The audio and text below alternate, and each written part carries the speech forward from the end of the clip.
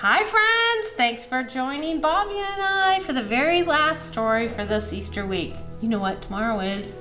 Easter morning. I can't wait to see all these kids here at City Kids. Yesterday was Good Friday, the day we remembered the death of Jesus on the cross. And Jesus' friends were super sad, as you might imagine. They thought they were never ever going to see their friend again. But you may remember that we said that's not the end of the story yesterday. So, 3 days after Jesus was put in the tomb, early in the morning, God sent an earthquake. So everything shook, the whole ground, and an angel. Wow.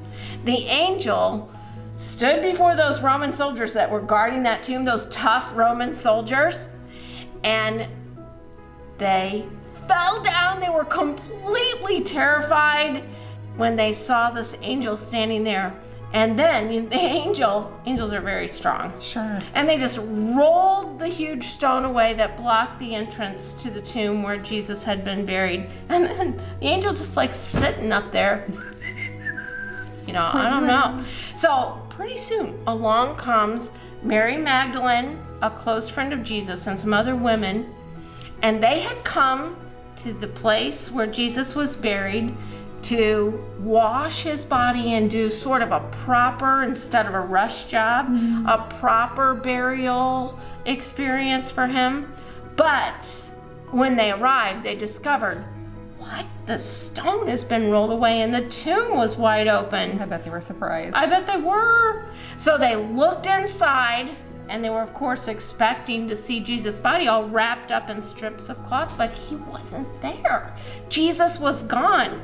And then the angel spoke.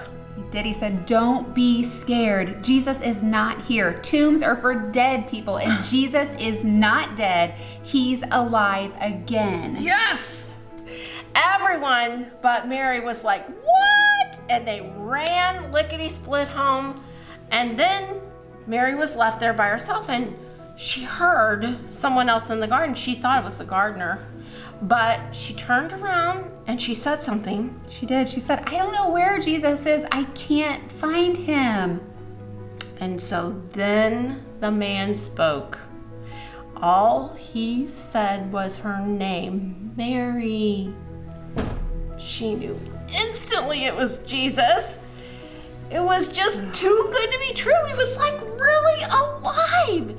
And Mary fell down before Jesus and she started to cry and cry. I can just see it. Yes.